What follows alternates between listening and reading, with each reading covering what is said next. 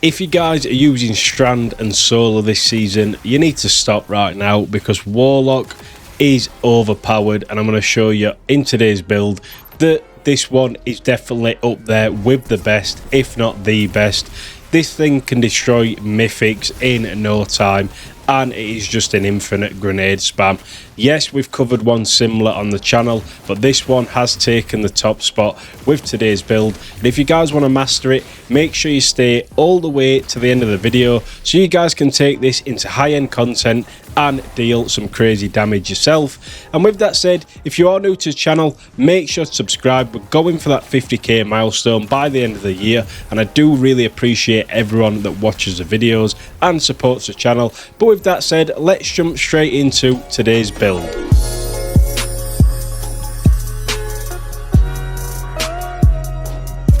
So for today's build, you guys are going to want to be on Voidwalker running Nova Bomb with the Cataclysm. Then for your abilities, you're going to want to run Healing Rift, Burst Glide with Pocket Singularity, and the grenade of today's choice is Magnetic Grenade. This thing does some crazy damage, as you'll see in the gameplay. For your aspects, you want Chaos Accelerant so that we can overcharge our grenades, and then we want Feed the Void so that when we do defeat targets with a Void ability, we get Devour. Then for your fragments, we have Echo of Expulsion, Echo of Vigilance, Echo of Instability, and Echo of Persistence. Now, weapon wise, for your primary, you guys are going to want to run something that's just going to deal some good ad clearing, maybe an auto, an SMG, anything like that. It's nothing too crazy. But for the weapon of today's build, one that works really well, there are a couple of other void weapons you guys can pair up. It's not crucial, but this one is going to help, and that is the Dead Messenger. So it's basically a one-shot handheld grenade launcher. Projectiles release a fan of free energy waves on contact with the ground, and by using this, you're going to be getting your grenade back really quickly.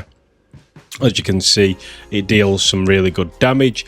Then for your heavy weapon, it doesn't really matter. You can put a void weapon on if you guys want to obviously deal a little bit more damage, but to be honest, the grenade launcher and your grenades do deal enough damage with this build. Then for the artifact mods, if you guys want to pause the video right now so you guys can see them and copy them, you're more than welcome to, but we are running ones that are going to help our grenades pretty much and void.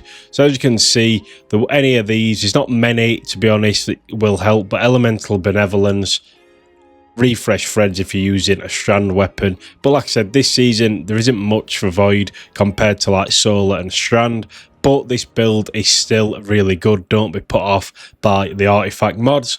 Stats wise, you guys are going to want to pretty much go for high grenade, high melee. I mean, I've got some decent armor, but the helmet lets me down. I need to get a new one. And that leads us on to the exotic that makes this build really good, and that is the Verity's Brow. Now, to be honest, I've never really used this exotic, but I thought I'd try it because weapon final blows with a damage type matching your grenade grant death throws, which provide a grenade damage bonus.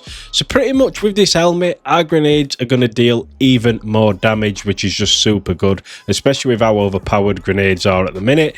Then we have a grenade mod with double ashes to assets so that we can be gaining that super energy by getting our grenade kills. Then for your armor, or your arms, sorry, grenade mod with firepower, grenade font, and impact induction. For your chest piece, we're running a grenade mod, void ammo generation, concussive dampener, and solar resistance.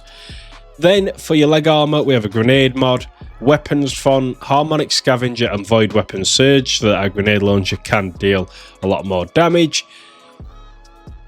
And finally, for the bond, we have a grenade mod, special finisher, reaper, and time dilation. But I would recommend going high grenade, high melee if you guys can. These three work really well, especially with the super. And that's pretty much the build summed up. What I'm going to do is leave you some gameplay of this build just absolutely decimating everything. And as always, if you guys could leave a like, subscribe, and as always, I will catch you in the next